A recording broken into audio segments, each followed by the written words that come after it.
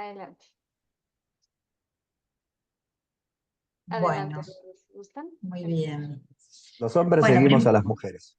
los hombres siguen a las mujeres. Primero, bienvenidos a todos, a una alegría poder encontrarnos y hablar con Eduardo y con todos ustedes de esto que nos gusta tanto. Nosotros con Eduardo podemos pasar horas hablando de estos temas. Em, y Eduardo hace a modo de broma, los hombres siguen a las mujeres y yo muy seriamente le digo que eso es cierto, es una verdad irreductible. No hay forma de cambiarlo, porque es ancestral. Los hombres siguen a las mujeres porque las mujeres somos las iniciadoras de la masculinidad. Los antiguos lo sabían y el mundo funcionaba mejor. Así que es cuestión de recuperarlo. Pero bueno, lo más interesante de esto es que en realidad nosotros vamos armando dinámicas en los vínculos, ¿no? Entonces lo que tenemos ganas de hacer con Eduardo es meternos en un millón de preguntas para poder encontrar respuestas de cómo se arman estas dinámicas, qué nos pasan con los vínculos, qué nos pasa, desde qué lugar armamos esas relaciones, cómo influyen nuestras historias personales, cómo influyen nuestras creencias, nuestros arquetipos dominantes, la idea que tenemos de la masculinidad y la feminidad, la idea que tenemos de cómo nos debemos relacionar, la idea que tenemos del poder dentro de los vínculos, la idea que tenemos de la intimidad, eh, cómo funciona la dinámica del yo cuando tiene que relacionarse con un otro, o la idea que tengo de yo, de mí mismo, ¿no? Lo que he construido, ese relato que me narro a mí misma de quién soy, que es una gran mentira, todos nos contamos que somos determinada cosa, pero no lo somos, es lo que hemos relatado a lo largo de nuestra vida para poder jugar un personaje y que es tan desenmascarable en un vínculo, es tan fácil de sacar esa careta y las relaciones nos obligan a descubrir quiénes somos. ¿No te parece, Eduardo? Tal cual. Y no lo decía en broma, lo decía en serio, ¿no? Claro. Esa palabra de seguir que tiene que ver como guía, que tiene que ver con iniciación. Nuestra madre nos inicia en la vida, ¿no? No solamente en la vida física, sino en muchas vidas a lo largo del tiempo. Y las mujeres cumplen una función iniciática en la historia de cada uno de nosotros. Muchas veces los hombres y las mujeres, a raíz de muchas cosas sociales y culturales, pareciera que viviéramos en guerra, que estamos enfrentados. Y de hecho muchas veces uno atiende en consultas parejas que pareciera que vinieran a buscar un armisticio, una guerra, en lugar de decir, ¿por qué tenemos que estar en guerra? ¿No? Pensar que la guerra es algo natural y simplemente hay que buscar maneras de cómo armonizar para poder seguir adelante, ¿no? De lo que se trata es de entender que en la situación y en el entorno que vivimos en el patriarcado, esta pelea entre hombres y mujeres, esta dificultad entre hombres y mujeres, es como una especie de realidad, pero distractiva, ¿no? Mientras los hombres y mujeres se pelean, el patriarcado cumple otras funciones en la sociedad y en la cultura totalmente mucho más relevantes, mucho más significativas. Pero los hombres y las mujeres tenemos esos dos aspectos dentro de nosotros. No solamente desde la biología, un espermatozoide y un óvulo, eh, que desde esa metáfora corporal el espermatozoide va buscando, ¿no? Va siguiendo un óvulo, sino también que los seres humanos, hombres y mujeres, tenemos esos dos aspectos entre nosotros que Jung llamaba ánima y animus, mi lado masculino y mi lado femenino, mi lado masculino, ¿no? Hay una parte en mí que tiene que ver con la feminidad y hay una parte en mí que tiene que ver con la masculinidad. Pero no sé qué pensás vos, Patti, pero no se trata de que hay una sola masculinidad y una sola feminidad, sino que hay múltiples maneras en las cuales estamos los seres humanos conformados. El tema es poder entender que esa relación entre hombres y mujeres preexiste dentro de nosotros. Y la realidad lo que hace es significar esa relación. Las relaciones son la matriz del proceso de evolución. Y que un hombre se descubre como hombre en los brazos de una mujer, y que la mujer se descubre como mujer en los brazos de un hombre. Una metáfora, ¿no? No sé qué pensás, Pati. Es exactamente así, y digo también que a veces uno tiene una construcción sobre quién soy como mujer, y en un vínculo con un hombre puedo descubrir otros rostros de mi feminidad. Cuando decías esto de hay muchas formas de la feminidad y muchas de la masculinidad, la idea, creo que lo ideal es que podamos integrar todas esas formas, porque nos cuentan cosas diferentes de nosotros mismos, de nuestro mundo psicoemocional. Entonces, cuando negamos o anulamos o silenciamos o simplemente ignoramos alguno de esos aspectos, eh, somos más propensos a pasarlo muy mal. No solamente en esto que planteabas, Eduardo, de la guerra, ¿no? Entre las polaridades de lo masculino y lo femenino representados en la pareja, sino también en la guerra interna, porque esa polaridad en realidad es interna. Entonces, ese combate perpetuo en el que vivimos y que solo se refleja en los vínculos que construimos, como para recrearnos en la escena y que podamos vernos a nosotros mismos y ver qué cambiamos. Pero en la medida que persistimos en ignorar eso que está delante nuestro, lo único que vamos a hacer es aumentar la sintomatología, la problemática, la conflictividad, la infelicidad, la enfermedad. Y un poco queríamos con Eduardo en este taller que vamos a impartir, jugar a repartirnos los roles, ¿no? El trabajar desde la masculinidad y yo desde la feminidad y ver cómo se entrelazan estos mundos y cómo dialogan eh, para esto, para mejorar nuestros vínculos, para comprender los vínculos que tenemos y los que hemos tenido, y cómo nos ha construido esa manera de vincularnos, pero también para mejorar el vínculo que tenemos con nosotros mismos, porque en definitiva, la relación que tenemos con un otro es solo el espejo de la forma en que nos relacionamos con nosotros mismos. Así Y, es. y bueno, el tema de los arquetipos, que es tan importante, porque es un disparador como para poder tener eh, una imagen, un símbolo que nos explique de alguna manera desde qué lugar lo estamos haciendo.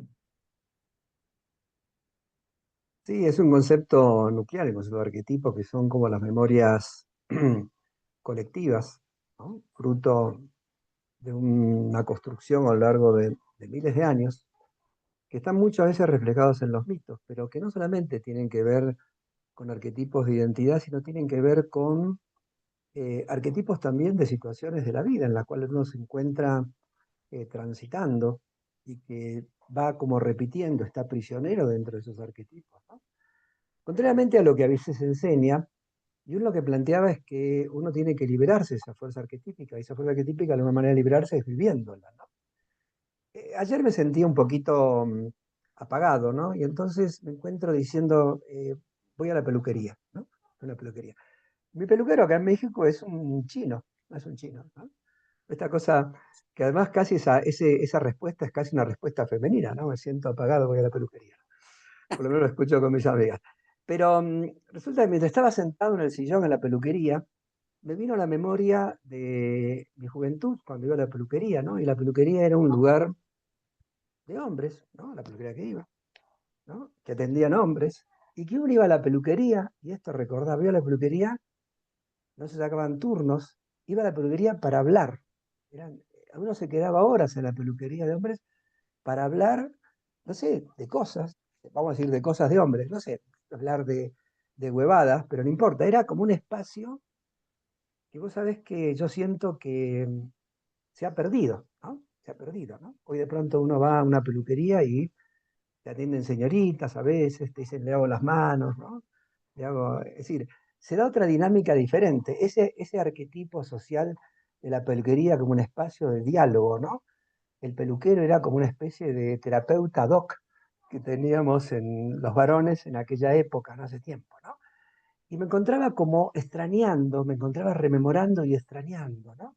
Y pensaba cómo de pronto ciertas circunstancias que la sociedad consagra como usos, de pronto también están reflejando patrones arquetípicos que van cambiando con el tiempo, pero que están dentro de nosotros, como si de alguna manera mi identidad no solamente fuera lo que yo creo que soy curricular o no, ¿no? Digamos, mi identidad, lo que yo creo que soy, cuando me preguntan, Eduardo, ¿cómo sos? Es un mito, una creencia, ¿no? Un imaginario, sino también está reflejado en todas esas pautas a las cuales uno se suma, ¿no? Se suma.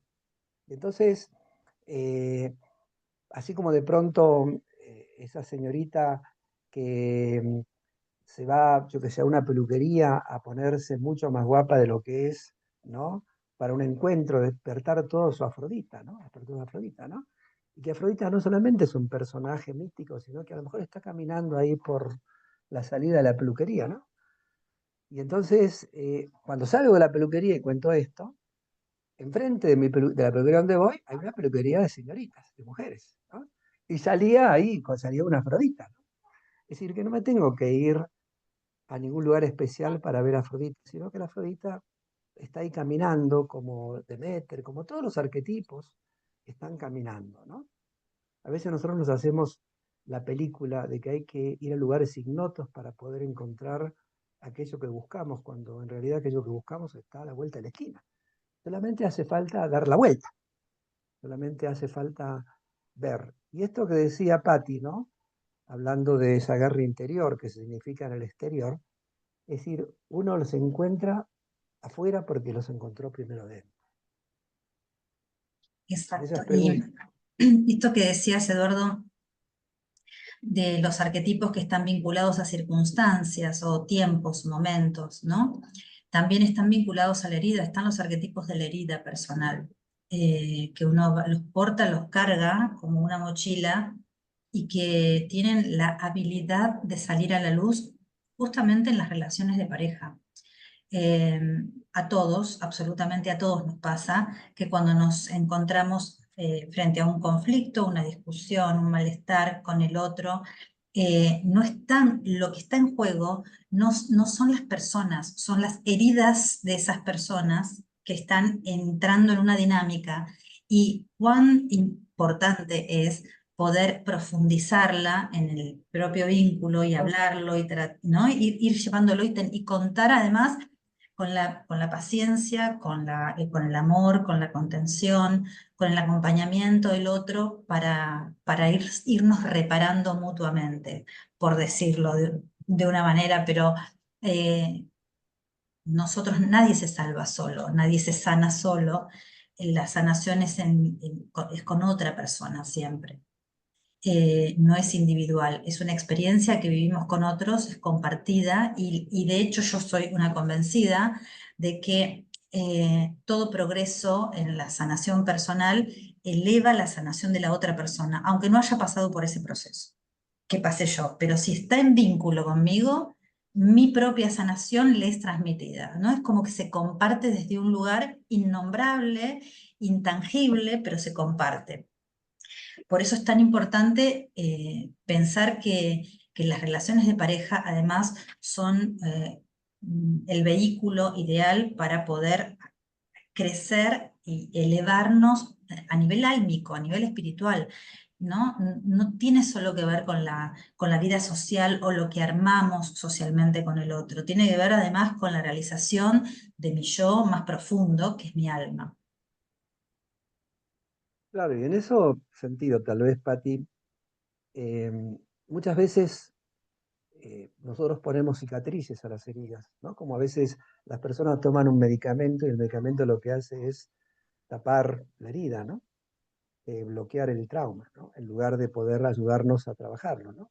Y a veces el otro en la relación lo que nos hace es herida que teníamos tapada, ¿no? Le pusimos una cicatriz o le pusimos un vendaje, el otro la abre, ¿no? Y uno se enoja con que el otro nos abra las heridas cuando en realidad el otro está colaborando en esa necesidad almática de la relación, ¿no?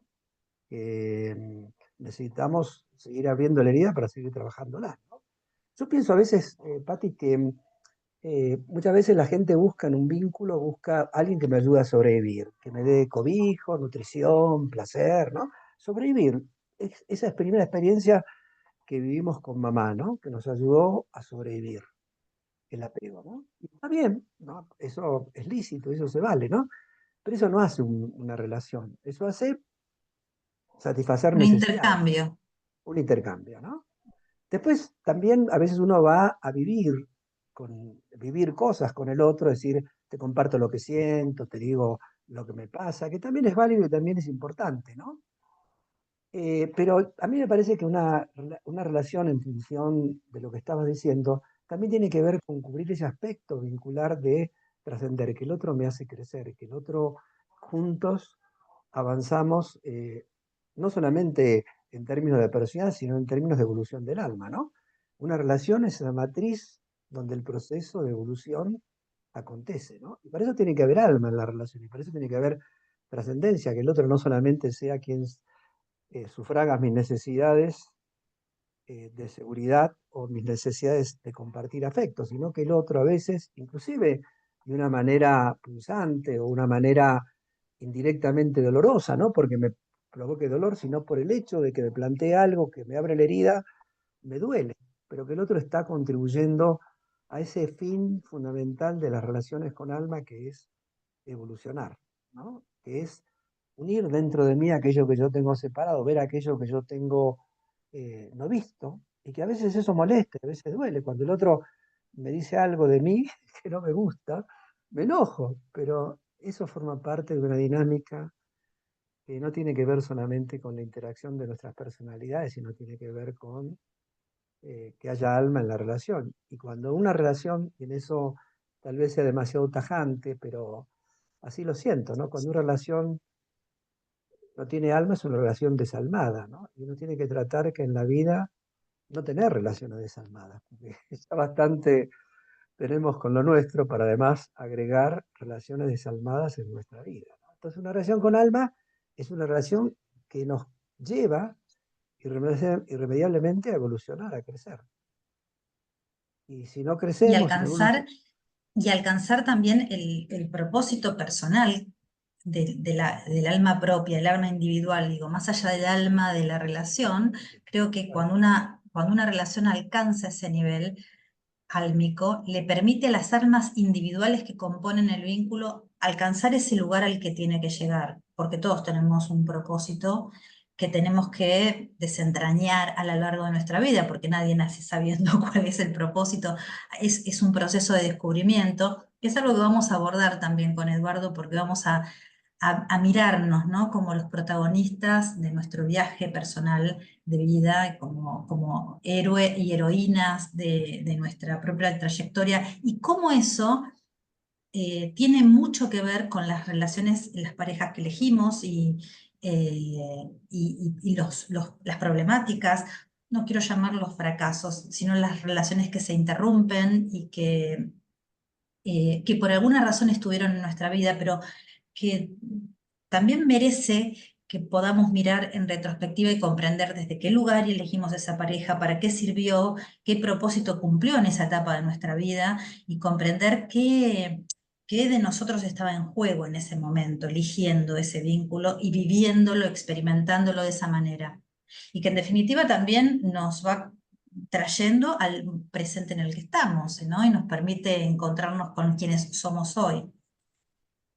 claro, inclusive agregar las parejas que no nos animamos a vivir, que también eso deja un salto importante.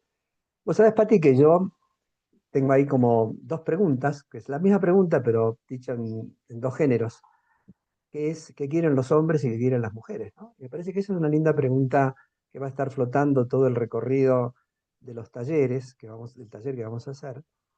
¿Qué quieren los hombres? Parece una pregunta tonta, ¿no? Pero sin embargo es una pregunta que yo lo escucho dicha de miles maneras en la consulta y en la vida y en los talleres, ¿no? Yo siempre recuerdo, no sé si te acordás de Sergio, ¿no? Sergio Sinaí escribió un libro que se llama ¿Qué es ser hombre? ¿Qué es ser hombre? Tiene unos libros Eh, preciosos sobre eh, masculinidades. Esta noche no querida, se llama el libro. Esta noche no querida, ¿no? Y entonces, esto, ¿no? Estos talleres, ¿no? Que hacía Sergio o que hacían otra gente, ¿no? Yo también hacía estos talleres de masculinidad. La pregunta, ¿no? ¿Qué es ser hombre, ¿no? ¿O qué es ser mujer, ¿no? ¿Qué quieren los hombres, qué quieren las mujeres? Me parece que es una pregunta que, unas preguntas que merecen que vayamos dando respuestas a lo largo del taller, ¿no? Y encontrarnos con que tal vez no hay una sola respuesta unívoca, perdón, sino que hay muchas respuestas, pero que hay un trasfondo de algo que depende cómo nos respondamos, depende a dónde vayamos, ¿no? Y depende también de los arquetipos y las memorias que estén dominando en nosotros, las respuestas que vamos a dar y las miradas que vamos a dar, ¿no? ¿No te parece, Esas Patricia? preguntas, Eduardo, parecen preguntas simples porque están, ¿qué quieren las mujeres? Parece una simple pregunta, ¿o qué quieren los hombres? Pero tiene un nivel de complejidad de la respuesta que es como esas cosas, ¿vieron cuando una palabra, uno tiene que definir una palabra y dice, uno sabe lo que significa, pero no encuentra las palabras para definirla, no sabe cómo lo va a decir? Bueno, esto es algo parecido. Todos intuimos o creemos saber cuál sería la respuesta, pero a la hora de dar una respuesta no tenemos muchos elementos como para poder terminar de construirlo. Por eso lo importante de construir estas respuestas a estos interrogantes de manera colectiva, ¿no? Pensando juntos, eh, que es algo que, bueno, a lo que le vamos a dar espacio también en el taller, ¿no? A poder interactuar con ustedes. Bueno, entonces si Mariana pasa el aviso parroquial. Sí, claro, vamos a empezar este curso de Hombres y Mujeres, Reflejos de Fuerza y Cambio. El próximo 10 de julio van a ser 4 clases. Déjenme ver si les puedo compartir aquí un poquitito del PowerPoint. Estas son las fechas. Empezamos el 10 de julio con ambos maestros y tenemos la promoción. Si pagan de contado, pues tienen el 10% de descuento o pueden hacer el pago en 2 exhibiciones. Entonces, los esperamos. Nos pueden mandar mensaje al WhatsApp, a redes sociales y pues ahí les damos más información. Muchas gracias, maestros, y a ustedes por acompañarnos y por estar aquí presentes en esta comunidad. Muchas gracias. Gracias a todos. Te envidio el sol, te envidio el tostado. Te Así manda Mira es. ese saludos, hombre, te ese manda sol y ese saludos tostado. Amparo, que estuve con ella Ah, hace bueno, mandar poquito, un así abrazo grande, que, mandar un abrazo grande. bueno, un Gracias, gusto gente, verlos un a abrazo todos. fuerte. Adiós a todos. Un abrazo. Un abrazo.